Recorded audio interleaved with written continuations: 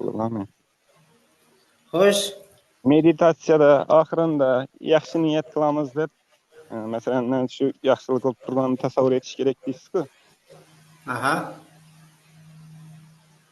Shunda masalan biza bola vaqtimizda ko'p multfilm ko'radigan edikda, multfilm oxirida bilsangiz, zulmat qoplab yotgan yerda yomon qahramonlar o'lib bo'lgandan keyin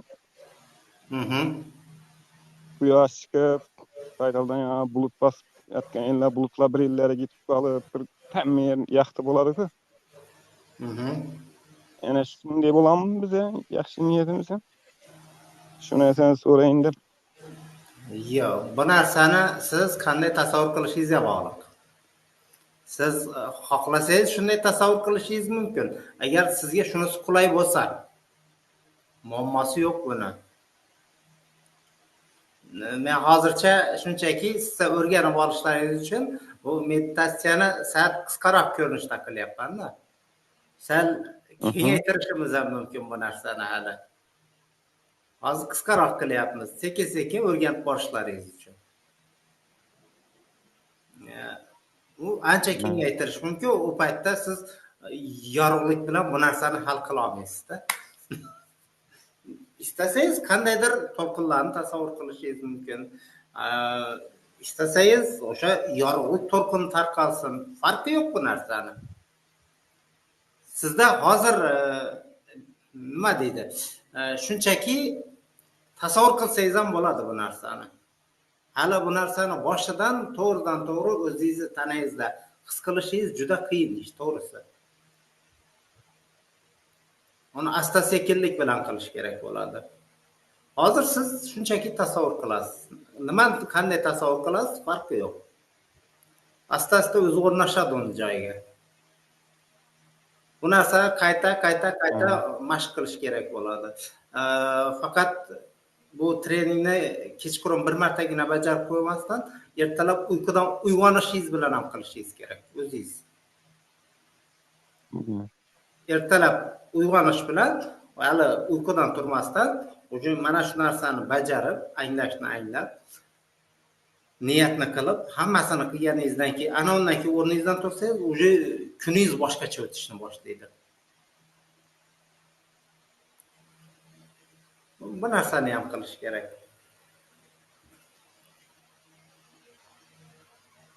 Boshqa savollar yo'qmi?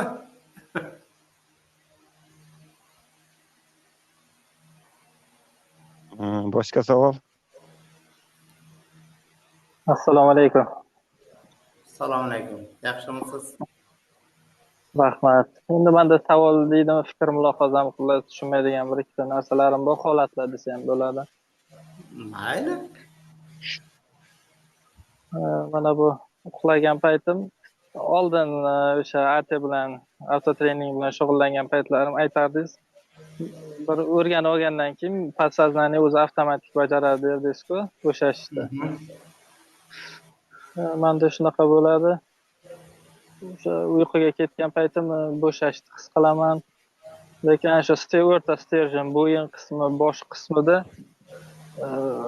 qarama-qarshilik bo'ladi. Bir yoqdan kuchli bo'shashga bo'lgan harakat, u men emas, o'zi avtomatik his qilaman. Ikkinchi yoqdan o'sha bo'yin qismi umuman bo'yin bermaydi. Bo'shash kelmaydimi? Shuni keyin boshim juda ham og'rib, miyagacha beradi-da. Boshlarim og'rib uyg'onaman. Mana shu nimadan tushunmayapman-da men. Lekin bo'shashga bo'layotgan qanaqadir urinishni his qilaman o'sha ichkaridan. Yoki boshqa bir fiziologik narsa bo'layotgandir. Shu edi meni nimam, tushunmagan narsam. O'zi kun bo'yi gavdangiz tutishingiz qanday? Endi menda skalyoz bor-ku, umurtqa pog'onasi qiyshayishi, shu qiyshiq tutamanda tabiiy holatda. Bilaman, xabarim bor, o'shaning uchun so'rayapman-da. Siz hozir men nima bilishim bo'yicha kun bo'yi boshingiz egik holda yurasiz. To'g'rimi? Yo'q, men kunduzi 90% yotaman-da. Yotgan holatda bo'laman. Bir ovqatlangan yo bir boshqa bir ishlar bilan tutmasam boshqa payt yo'q, lekin bo'ynim egik bo'lmaydi. Yostiqda yotmaysizmi? Yostiqda. Agar yostiqni baland qo'yib yotadigan bo'lsangiz ham, mana bu bo'yin zo'riqadi-da. Yo pastroq yostiqda yoki yostiqsiz to'g'ri yotishni o'rganish kerak. Sizda hozir tем более skolyoz bor. Yana buni ustiga yana yostiq qo'yib yotadigan bo'lsangiz, bo'yinni yana qiyshaytirasiz. Mana shu ham muammo bo'lishi mumkin. Siz yaxshisi bu osteopatga bir ko'ringaningiz ma'qul bo'yin masalasi bo'yicha. Endi yosh o'tgan sayin mana bo'yinda nagruzka rosa ko'payadi-da. Kuchayishni boshlaydi. Mana yerda mushaklari doimiy ravishda qotib turadi va u bo'shashmaydi hech qachon. Ayniqsa bo'yinga eng katta nagruzka tushadi. Mana shu orqadagi mana mushaklar. Ularni yo massaj qilib bo'shatish kerak yoki bo'lmasa o'sha osteopat bilan bo'yinni to'g'rilash bo'yicha ko'rishingiz kerak bo'ladi. Uni maxsus mashqlari ham bor. Masalan, bo'yin nima qilgan paytda mana qo'lni mana bunday qilasiz, o'tkazasiz va ana ikkala bilagingizdan mana bunday bo'yin tagiga o'tadi. Boshni umuman qo'zg'atmay qo'yadi-da mana shu holatda. Hamma yer mahkam bo'ladi. O'shandan keyin mana bu boshni u yoqqa qimirlatishga harakat qilasiz. Mana shunda mana shu yerni mushaklari bo'shashadi. Eng oson usuli bu. Endi yana men bu narsa bilan to'liq shug'ullangan emasman, shuning uchun aniq sizga biror narsa deyishim qiyin. Lekin bo'yin mushaklari doimo qotib turadi. Yosh o'tgan sayin qotib boraveradi. Mashq qilish kerak bo'ladi, bo'shatish kerak bo'ladi. Buni avtotrening bilan aloqasi yo'q, ha? Qanaqadir o'sha avtomatik bo'shash. Avtotreningga bu narsani aloqasi yo'q. U sizdagi jismoniy muammo bu. Ha. Tushunarli.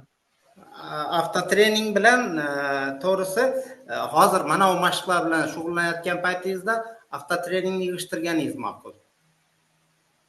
Yo'q, men shug'ullanmayapman. O'zi avtomatik bo'shashib ketayotganimni his qilaman-da. O'sha yotishga boshladimmi, tinchlanadi, dialoglar to'xtaydi. Ha, dialog deganda o'sha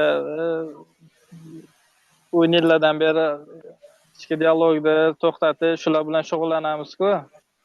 Hozir siz avtotrening nima qilganiga qaraganda yoga nidra bilan shug'ullanganingiz ko'proq natija beradi. Mana bo'shashish ma'nosida ham boshqa narsalarga ham juda ko'p yordam beradi.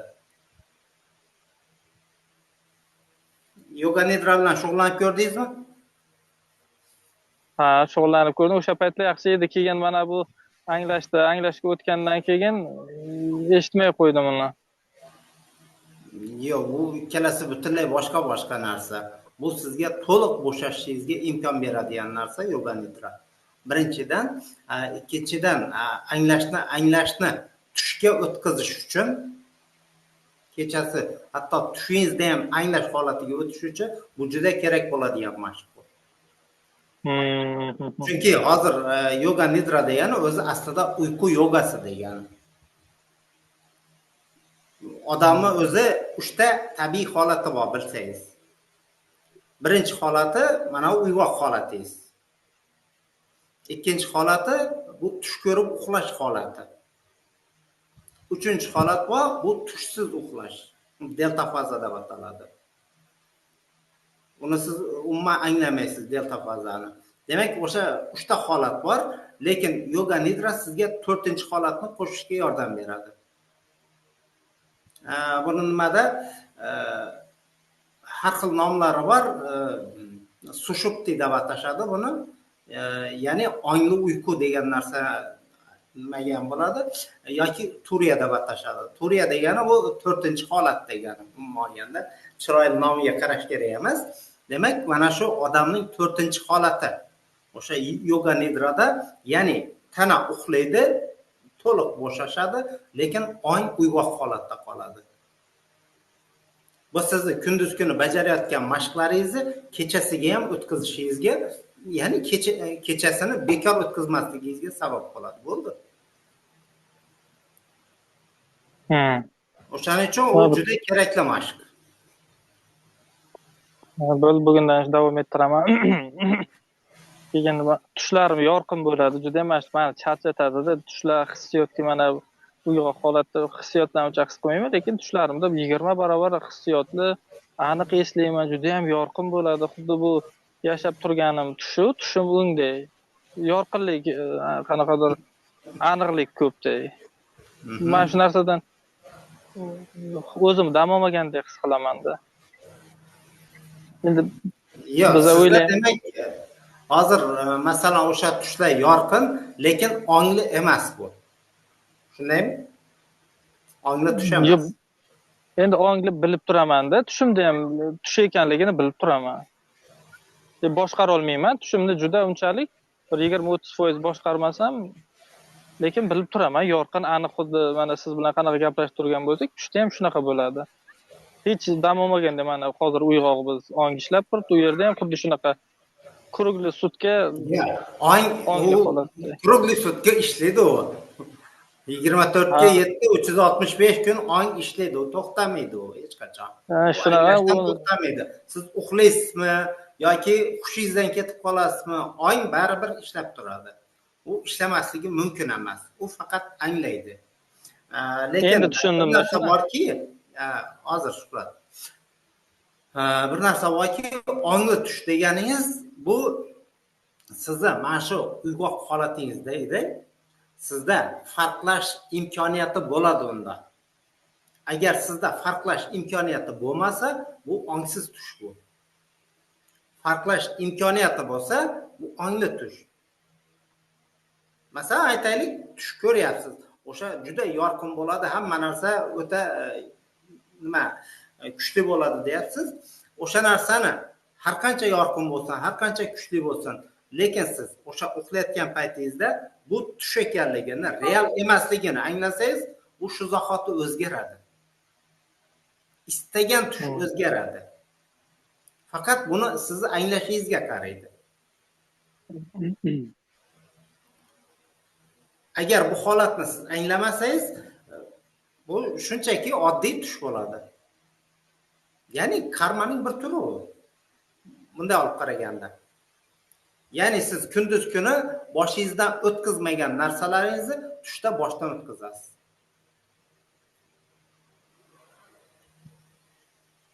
Bor yo'q shu. Bu sizda ichingizdagi mana u yashirinib yotgan nimalar, zaryadlarning ishi bu.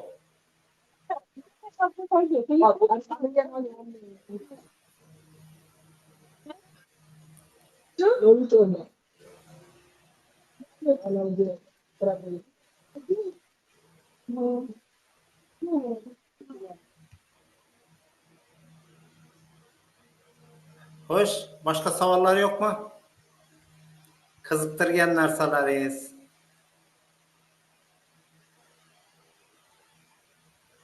Menda yana bitta savol bor. Xo'sh. Oldin shug'ullangan paytlarimizda orzu qilardim, o'sha dialogni to'xtatishda nimadir bo'ladi, qanaqadir ilhom beruvchi fikr keladi, g'oya keladi, hayot o'zgaradi deb o'yladim, lekin men dialog bezovta qilmaydi, xohlagan paytim bo'sh qilib bilaman boshimda. Shunchaki bo'shliqda. Issig'i ham yo'q, sovug'i ham yo'q, biron bir o'sha oldin orzu qilganimizdek biron bir yorqin fikr, yorqin g'oya ham kelmaydi, shunchaki bo'shliq. Xo'sh. Yo'q-da, nima bo'lishini istaysiz? Buni o'rniga.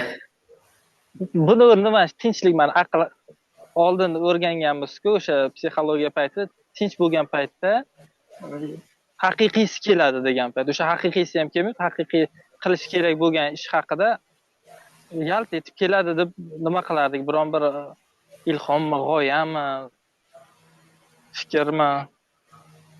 Yo'q, ilhom kelishi mumkin. Lekin siz ilhomga zakaz berganmisiz? Yo'q. Gap mana shunda-da. Siz hamma narsani bo'shatib qo'yishingiz mumkin. Lekin u o'z-o'zidan to'lib qolmaydi-da. Siz masalan maqsadli nimanidir o'ylashni boshlasangiz, nimani bo'lsa ham, o'sha nimagadir erishishingiz kerak, qandaydir bir narsaga kelish kerak, sizga biron bir oldingizga vazifa qo'yib, o'sha vazifani hal qilishga kirishadigan bo'lsangiz, unga qattiq kirishishingiz kerak. Haqiqiy mana shuni natijasini olaman deb ahd qilishingiz kerak. Ya'ni sizni qaroringiz qat'iy bo'lishi kerak. Demak, o'sha narsani qanday bo'lsa ham qilaman dedingiz. O'sha narsaga harakat qilasiz ma'lum vaqt davomida. O'sha haqida maqsadli o'ylaysiz. Baribir o'sha paytda sizga hech narsa kelmaydi, bu ma'lum.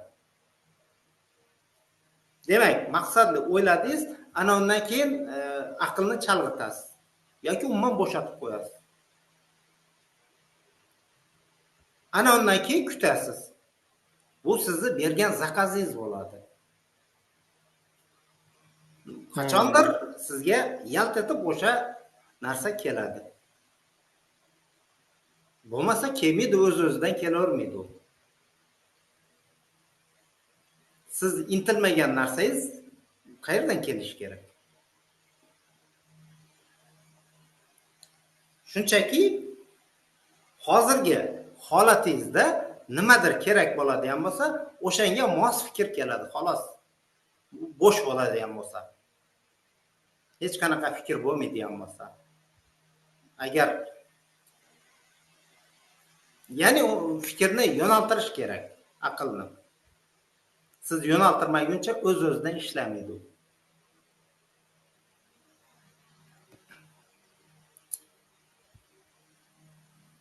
Tushunarli. Xatoni tushundim. Aha. Boshqalarda ham mabodo savollar bo'ladigan bo'lsa, bemalol chiqishingiz mumkin. Istamasangiz chatga yozsangiz ham bo'ladi.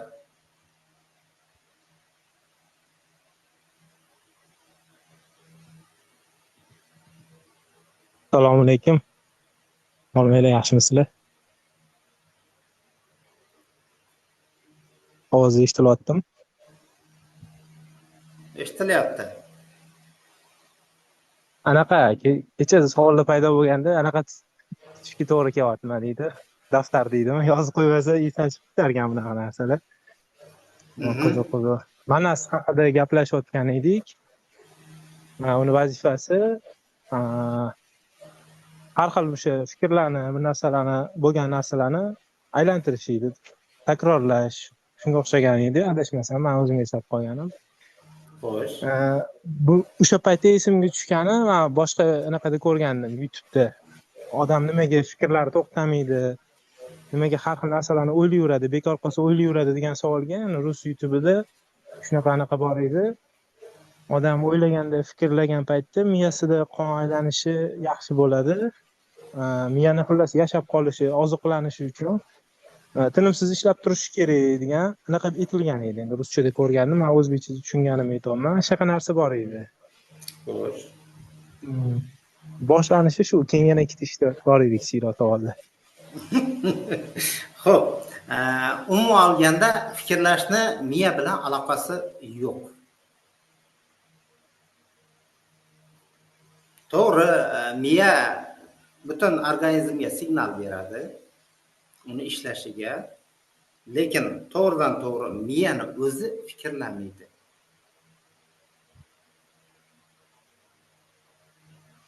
Masalan, qadimdan, masalan, Yaponiyada odam qorni bilan fikrlaydi degan fikr bo'lgan. Yaponlar qorni bilan fikrlashgan. Bilasizmi buni? Men o'zimda ana qorinda ko'proq hissiyot sezaman. Hissiyot, nafs deydimi? Boshqa hamma narsa, masalan, odamni markazi bu qorni, mana kindikdan taxminan 1-2 sm pastroqda. Odamni asosiy markazi. Yo'q, men tepani aytayapman. Teparoqda, oshqozon sohasida sezaman. Oshqozon sohasida pastroqda bo'ladi bu. Aslida Demak, o'sha yerda odamni bu jismoniy markazi bu. Nimada buni Xitoylar Dantian deb atashadi. Ya'ni olov yonadigan qozonda bu. Odamning energiyasi, asosiy energiya mana shu yerdan aylanadi. O'shaning uchun ham yaponlar odam xuddi shu yeri bilan fikrlaydi degan fikrda bo'lishgan. Va ular agar nima qilsangiz, harakiri bor, o'zini o'ldiradi. Biror nima bo'ladigan bo'lsa. Demak, o'sha harakiri degani o'sha harani, markazni buzish degan narsa bu. Aslida o'z markazini buzish orqali o'limga ketishadi-da ular. Xuddi o'shaning uchun mana shu markazni pichoq urishadi-da ular. Lekin siz aytyapsizki, miyada to'g'ri neyron tarmoqlar o'rnatiladi har bitta nima uchun. Miya asosan nima desa bo'ladi? Odamni butun tanasiga komanda beruvchi mexanizm bu.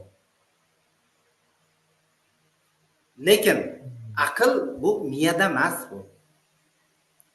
Bu alohida jarayon, bu miyaga aloqasi yo'q. Odamda masalan bir nechta tanalar bor. Buni sanskritda qo'shalar deb atashadi, ya'ni qobiqlar. Odamning mana bu jismoniy tanasidan tashqari aqliy tanasi bor, energetik tanasi bor, efir tana bor. Har xil tanalar bor. O'sha aql tana degan qismi bor. Bu moddiy narsa emas-da u. Bu shunchaki organizmdagi nima desa bo'ladi? Energetik tanaga o'xshash bu nozik narsa bu. Masalan, aura, hozir aurani o'lchaydigan asboblar ham topilgan, bilasizda? Xuddi o'shanga o'xshagan narsa bu. Aql bu odamni mana bu tanasidan sal kattaroq qism bu. Mana bu jismoniy tanaga o'xshaydi, lekin undan sal kattaroq narsa. Agar siz bu tanalarni masalan o'sha efir tana boshqa qanday bo'lishini ko'rishni istasangiz, shunchaki masalan qorong'ida sham yoqib qo'yishingiz mumkin. Shamni oldiga mana bunday qo'lingizni o'tkazsangiz, nima sodir bo'lishini ko'rasiz. U Onday qo'lingizni ikkinchi qo'l mana bunday ketidan yugurib keladi. Qo'lingiz shunday o'tadi, ikkinchi qo'l yugurib keladi. U hozir ham shamam shart emas, shundoq ham. Tanangizni nimasida ko'rinishi, buni siz o'zingiz ko'zingiz bilan ko'rishingiz mumkin. Yoki televizorning oldida bunday qilsangiz ham bo'ladi, qorong'ida. Odam faqat mana shu jismoniy tanadangina iborat emas.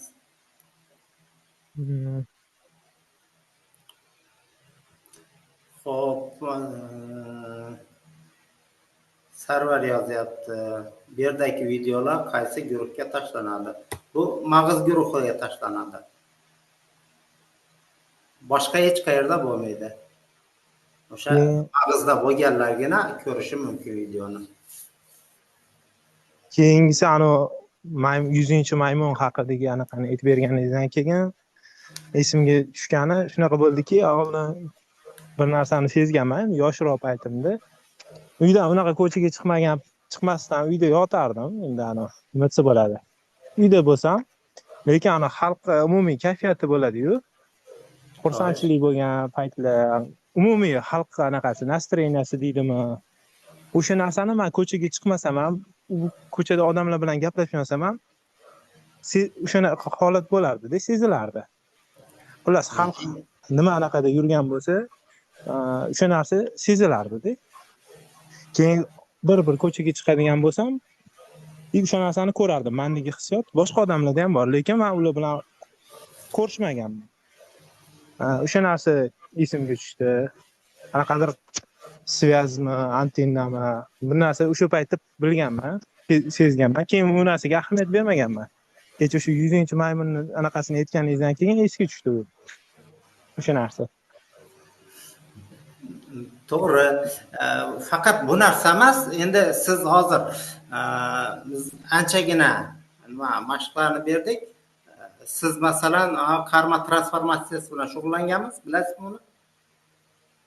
Aha. Xo'p, Ha? o'sha bilan shug'ullanishni boshlaydigan bo'lsangiz, masalan, qanchadir ham vaqt shug'ullanganingizdan keyin endi kimda qanday, har kimda har xil bo'ladi. Kimlarda bir oyda yuzaga chiqadi, kimlardadir 3 oyda, kimlardadir yarim yilda, kimdadir 1 yilda ham chiqadi. Vaqti keladi, siz atrofdagi odamlarni qanday hissiyotda ekanligini, ular nima qilayotganligini sezishni boshlaysiz. Hamma narsani sezib turasiz. Bir paytlar ko'chaga chiqa olmay qoladigan paytingiz ham bo'ladi.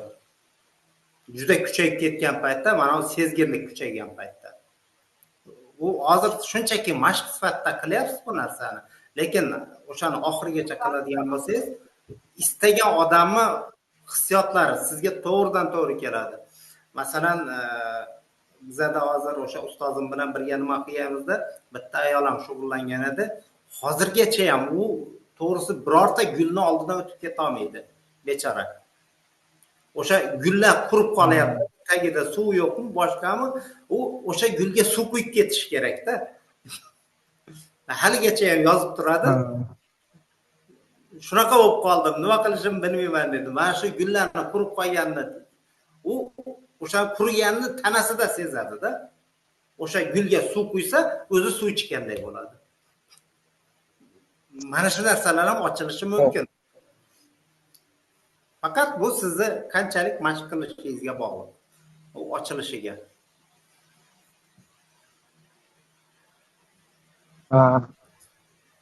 Keyin nima desa bo'ladi? Yana bitta narsa bor. Endi kuzatuvmi, nima desa bo'ladi endi. Misol uchun ishlayotgan joyimizda, xonadonda agar ishlayotgan bo'lsak, ammo ochiq-ochiq qilishdi. Keyin uyda ham o'sha ovqat, keyin sherikdan yetib qoladi endi gap orasidan chiqib. Ularnikida ham xuddi shu narsa qilingan bo'ladi. Bir qarasangiz hamma yoq osh bo'lib ketadi, lekin boshqa xonadon, boshqa oila.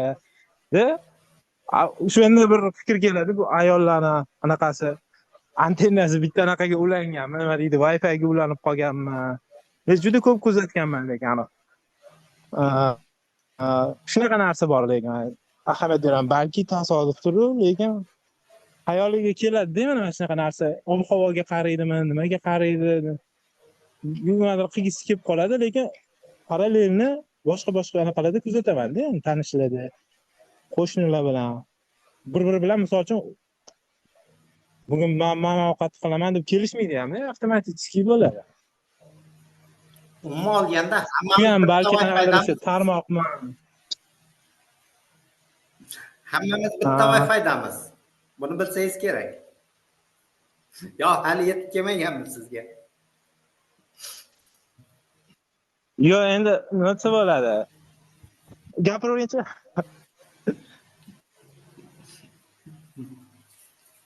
Bitta Wi-Fi deysiz. Wi-Fi'larimiz o'zgargani yo'q, hammamiz bittaga ulanganmiz. Faqat har kim o'zini signalni qabul qilyapti-da hozircha. Men alohidaman deb o'ylayapti. Shu, lekin ana umumiylik qanaqadir bilinib qoladi, deb-a?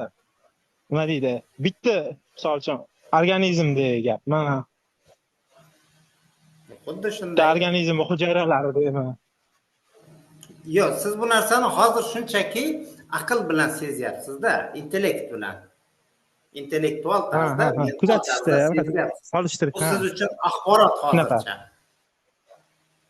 Axborot. Lekin bu narsani mashq qilaversangiz, o'zingizni tanangizda his qilishingiz mumkin. U olgan axborotingiz hisoblanmaydi.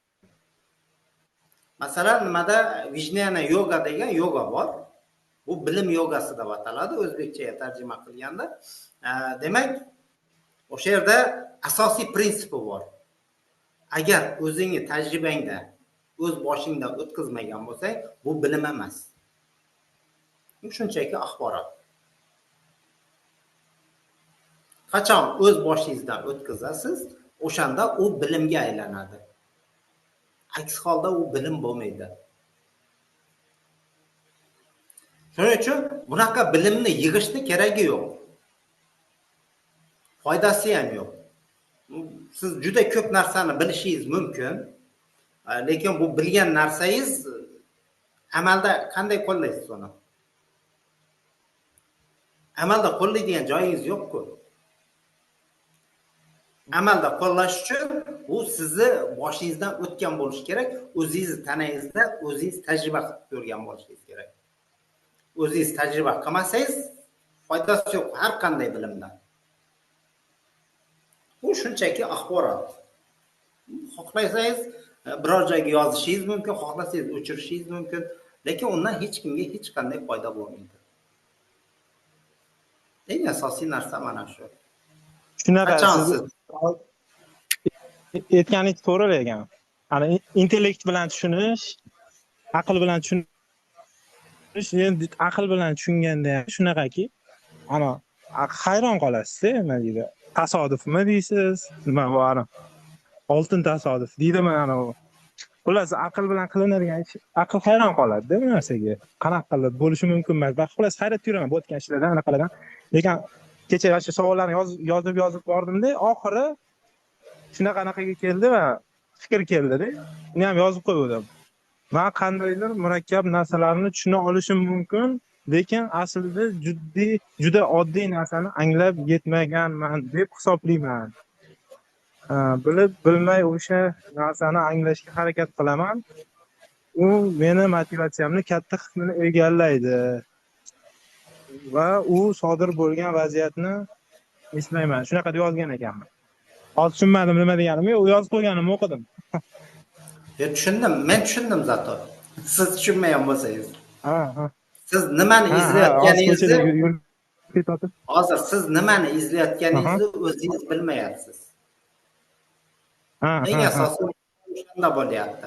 Siz nimani lekin kecha o'sha mana shuni yozib qo'yayotganimda sal tushungandayroq yozyaptim. Hozir umuman tushunmayapman. Yozgan savolimni o'zim nima deb yozdim, nima bu deyapman-da hozir.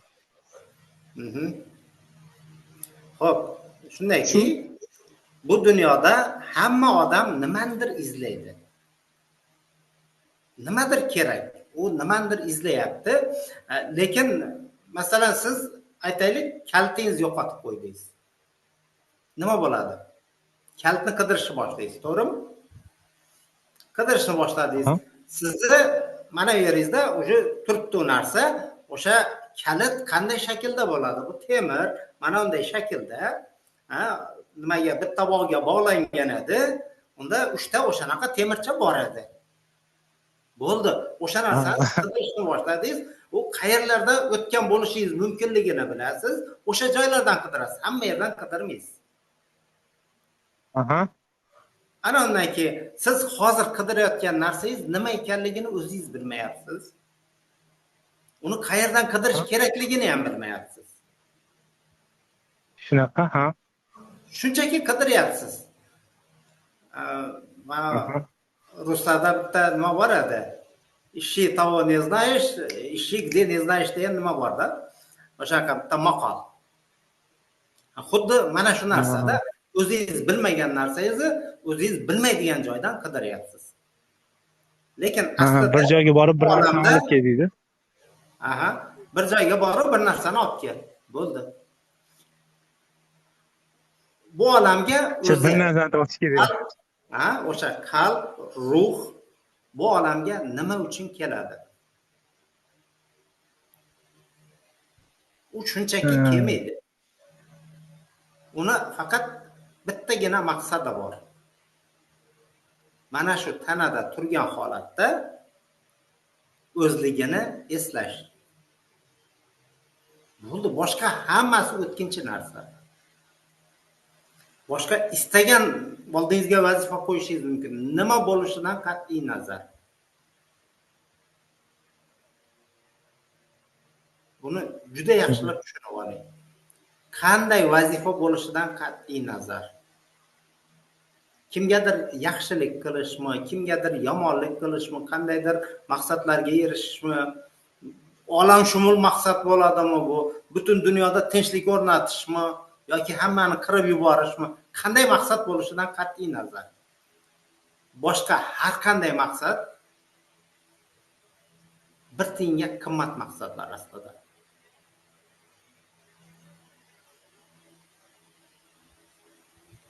Asosiy maqsad ruhni bu olamga kelishidan, mana shu tanaga kelishidan asosiy maqsad o'zligini unda anglash.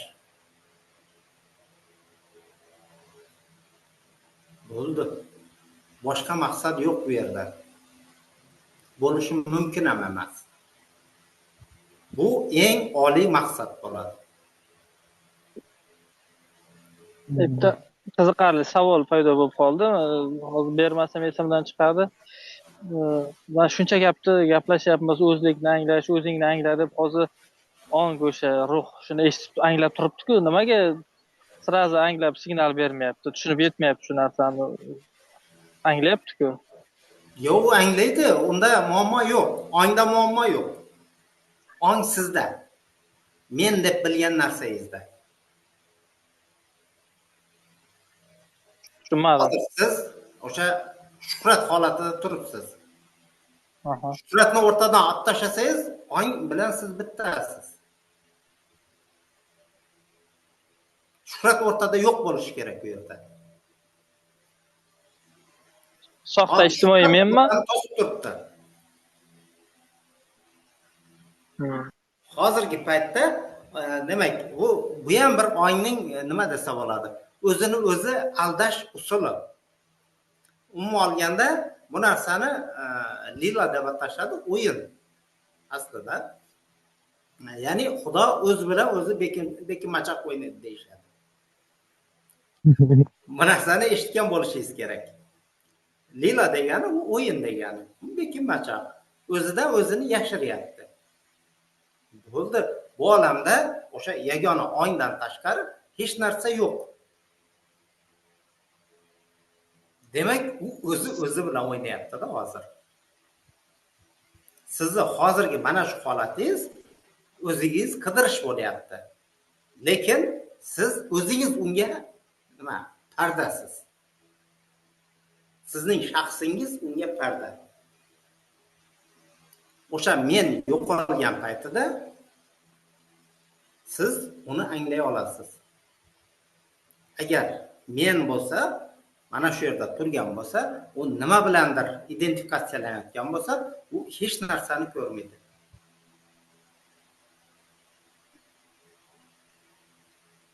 O'shaning uchun agar siz butun dunyodagi istagan bir dinni yoki ana falsafiy qarashni istagan bittasiga qarang, hammasida o'sha ego bilan kurashish kerak, nafsni yengish kerak.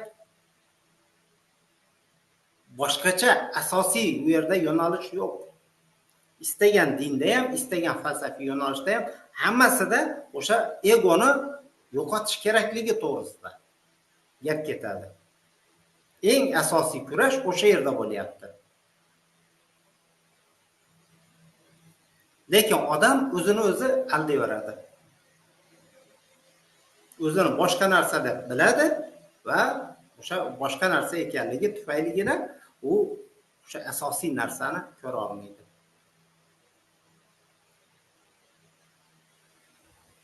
Bundan boshqa muammoning o'zi yo'q olamda.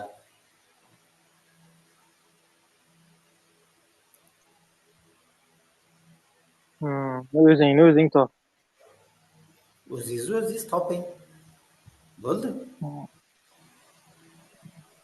Kun sayin ancha hamma narsa oydinlashib boryapti, yaxshi, lekin agar shu Zoom bu orqali shu narsalar o'tmaganingizda bir necha yillik narsaga yetib keldik-ku, menimcha, ertaroq.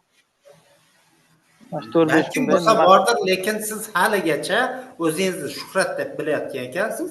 Demak, hech qayerga ketganingiz yo'q, o'sha joydasiz haligacha. Ha, yo'q, buni tan olaman. Joyingizdan qimirlamadingizlar. Hozir siz bilayotgan narsangiz hammasi yana muammo topdi.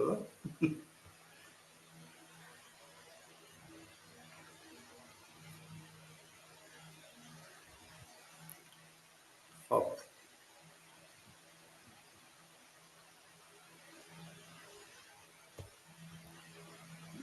Mayli, bo'ldi. tushunarli.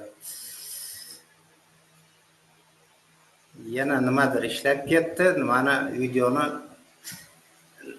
egallab olyapti. Xo'p, mayli. Demak, vaqtimiz ham anchagina bo'lib qoldi. Demak, endi meditatsiyani boshlayversak ham bo'ladi. To'g'risi, biz hozir bu valaq-valaq qilganimizdan, meni gapirganimdan, seni gapirganingizdan to'g'risi hech qanday ma'no chiqmaydi. Hozir qilayotgan ishimizdan. Asosiy maqsad o'sha meditatsiyani qilish va o'sha holatga kirish. Holatni anglash eng asosiy vazifamiz. O'shaning uchun meditatsiyaga o'tamiz. Xo'p, xotirjam o'tirib olamiz va boshqa hech narsaga chalg'imaslikka harakat qiling.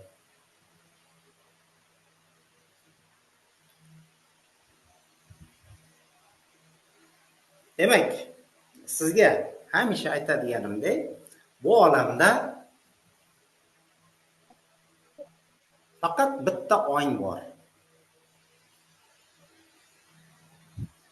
Boshqa dunyodagi istagan narsangiz nima bo'lishidan qat'iy nazar o'sha ongdan paydo bo'lgan.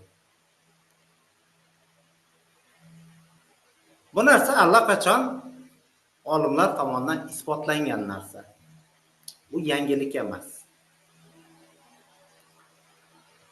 Demak, o'sha kvant fizikasida bu narsa allaqachon isbotlangan. Bu olamda barcha narsa energiyadan iborat. Energiyaning o'zi esa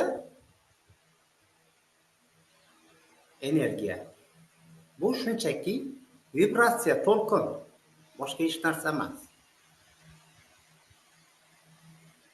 Lekin o'sha to'lqin qayerdan paydo bo'ladi degan savolga butun dunyo haligacha javob qidirib topa olmayapti. Lekin bu narsaga javob allaqachon berilgan. Qadimiy kitoblarda bu haqda shunday yozilgan.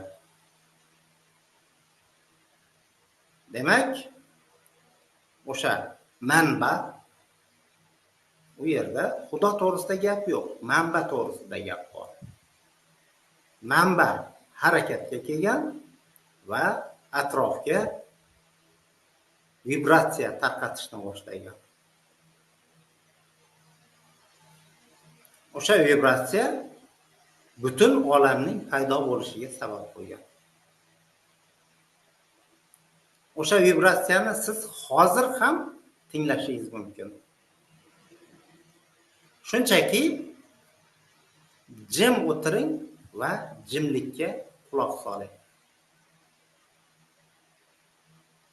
Boshqa hech narsaga e'tibor bermasdan faqat jimlikka quloq soling.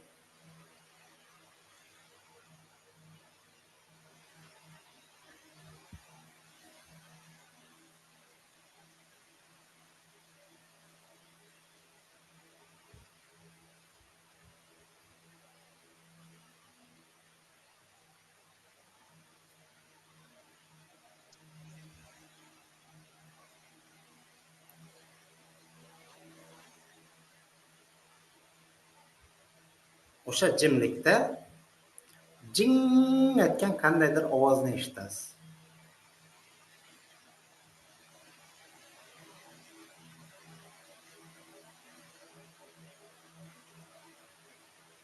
Bu doimiy ravishda bor. Bu hech qachon yo'qolmaydi.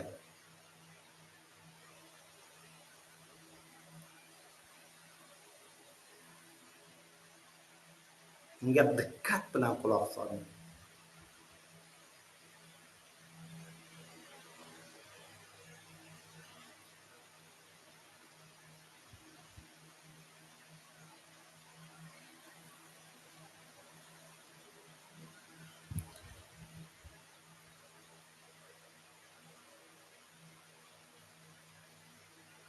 Ana endi ushbu ovozni tinglayotgan paytingizda e'tibor bering.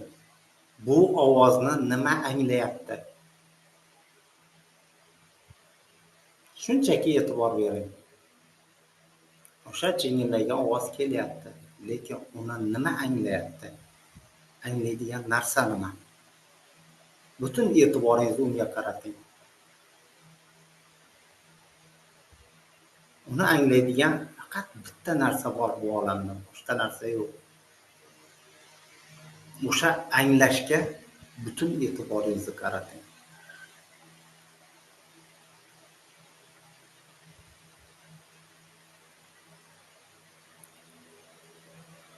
Hozir mana shu anglashni anglayotib, nimaga e'tibor berilgan?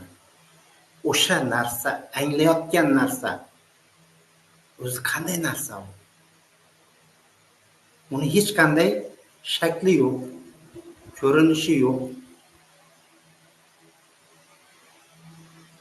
Umuman bo'shliqdan iborat, hech narsa yo'q bunda. Biron bir sifati yo'q buning.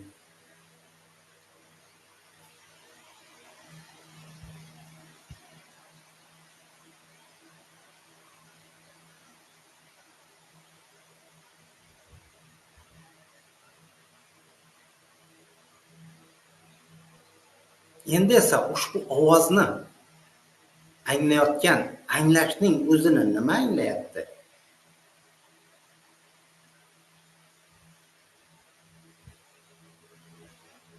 E'tibor qarating. Ushbu anglashning o'zini nima anglayapti?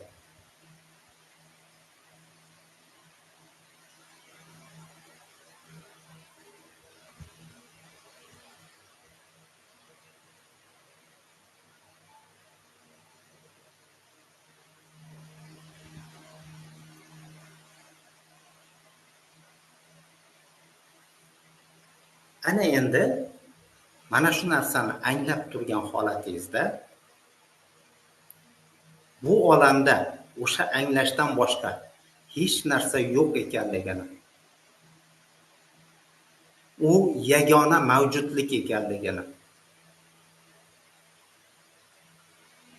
va o'sha anglash aynan siz ekanligingizni anglang.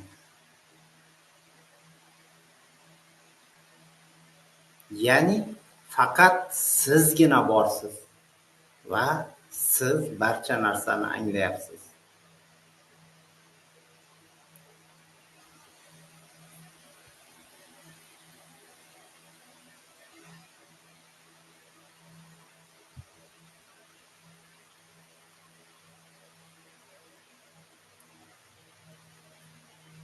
O'zingizni ushbu yagona ong sifatida anglagan holatingizda niyat qiling. Yagona ongda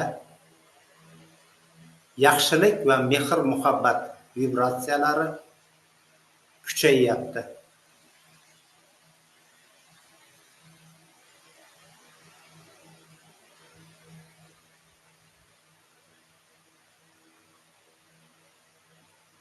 Niyat qilish bu shunchaki fikrlash emas. Niyat qilish ushbu fikrning allaqachon amalga oshganligini anglashdir. Ya'ni siz niyat qildingiz, yagona ongda muhabbat hamda yaxshilik vibratsiyalari kuchaysin va shu zahoti uning kuchayganligini angladingiz.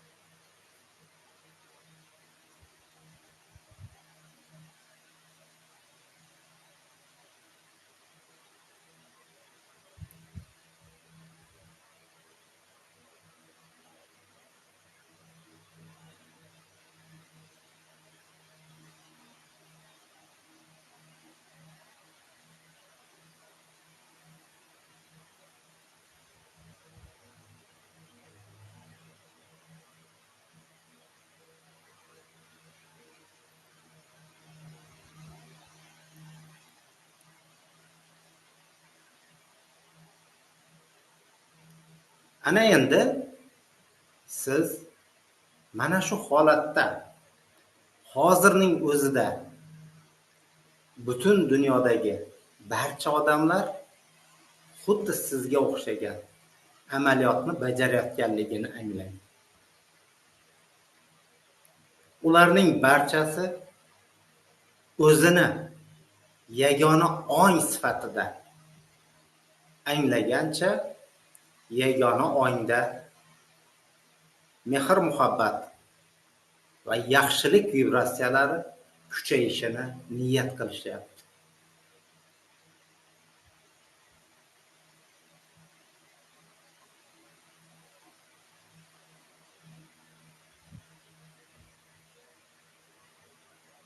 Siz o'zingizni o'sha yagona ong sifatida bilgan holatda butun olamning barcha aholisi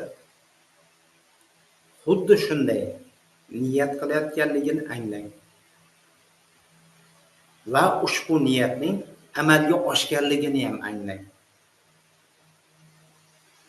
Butun dunyoda mehr muhabbat va yaxshilik vibratsiyalari millionlab marta kuchayyapti.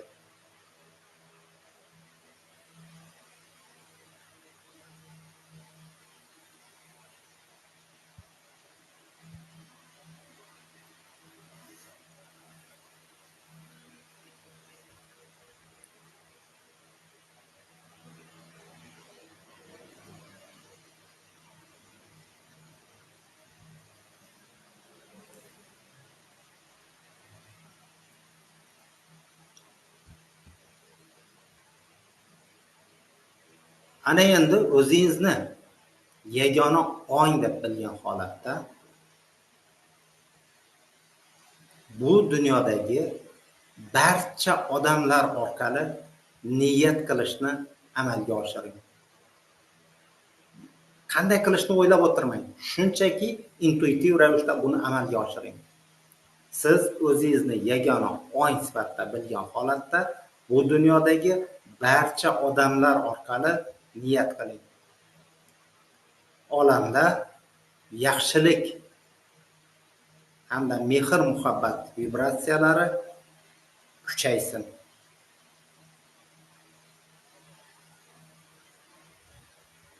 Bir vaqtning o'zida siz barcha odamlar orqali ushbu niyatni bildiryapsiz va shu zahoti ushbu mehr muhabbat va yaxshilik vibratsiyalari butun olamda kuchayayotganligini va butun olamni qamrab olayotganligini his qiling.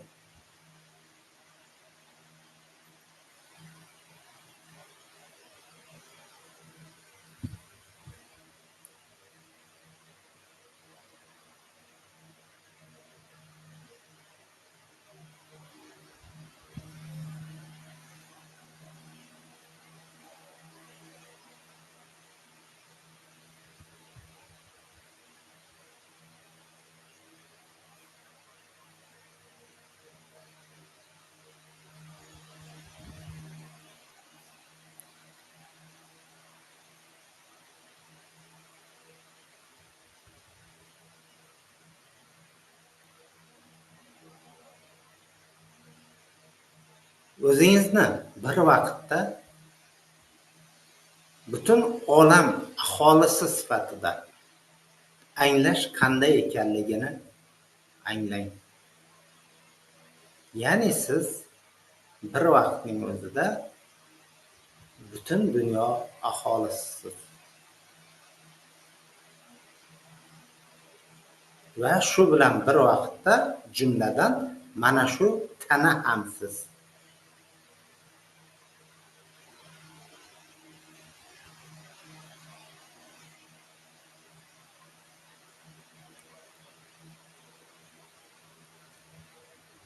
Ushbu butun dunyo aholisi sifatida qilgan niyatingiz natijasida bu olamda mehr muhabbat va yaxshilik vibratsiyalari o'ta kuchaydi. Millionlab, milliardlab marta kuchaydi. Bu narsani siz jumladan o'z tanangizda ham his qilyapsiz. Ushbu vibratsiyalar sizni tanangizga sig'masdan butun atrofga tarqalyapti.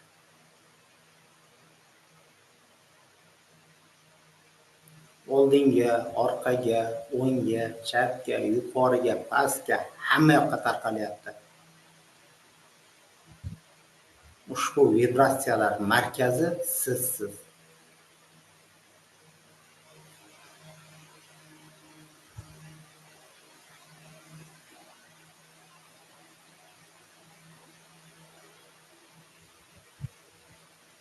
O'zingizning barcha yaqinlaringiz, yaxshi ko'rganlaringiz, yaqinlaringizni hammasini mana shu mehr, muhabbat va yaxshilik vibratsiyalari bilan o'rab oling. Ularni to'yintiring. Barcha yaqinlaringiz ushbu to'lqin ostida qolib ketsin.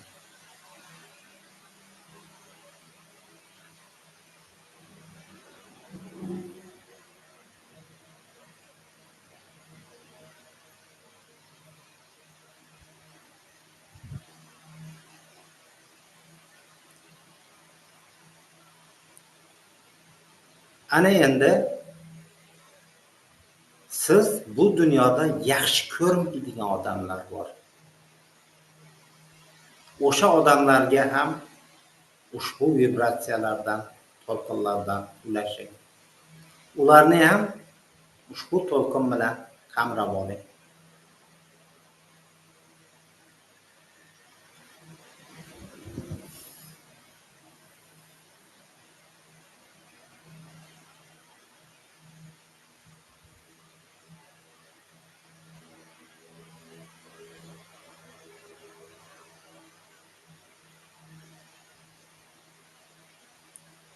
Ana endi bu dunyoda qolgan boshqa barcha odamlarni ham yaxshilik va mehr, muhabbat to'lqinlari bilan o'rab oling. Sizda u ko'p, hammaga yetadi.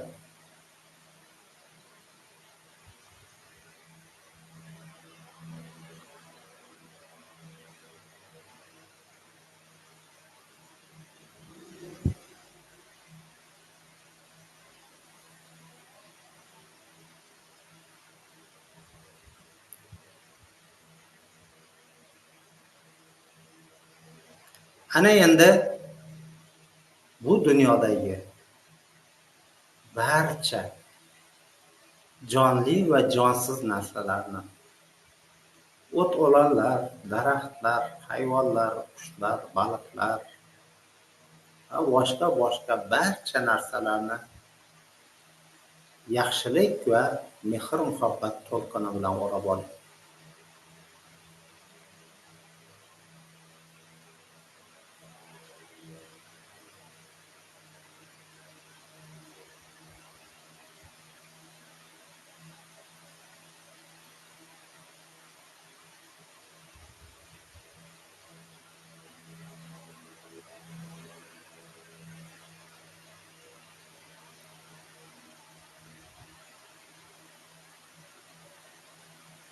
Bu bilan cheklanib qolmaysiz.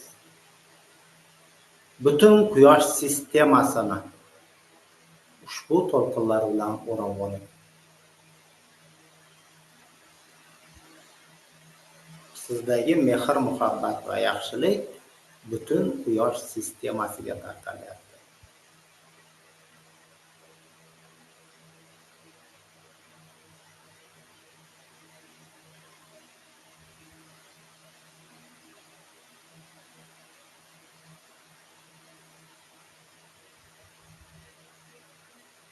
Endi esa uni butun galaktikaga tarqating. Butun Somon yo'li galaktikasini egallab olsin.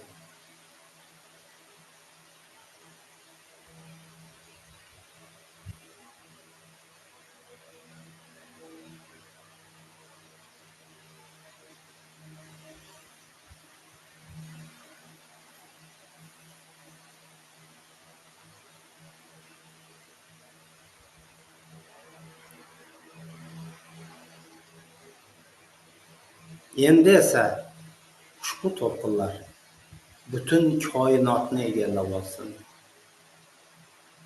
Bu olamda mavjud barcha moddiy jismlarni,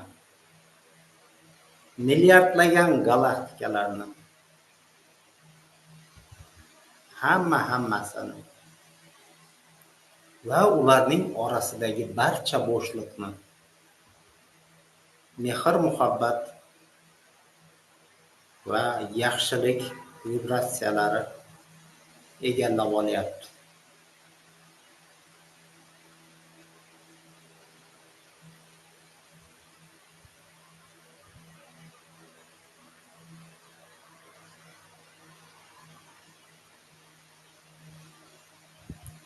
Va shu holatda anglangki, ushbu yaxshilik va mehr muhabbat bu sizning asl tabiatingiz.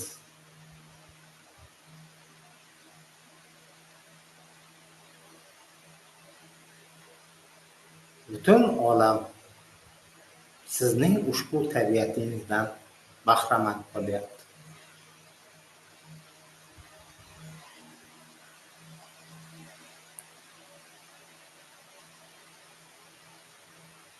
Ushbu holatni to'liq anglagan holatda sekin ko'zingizni oching.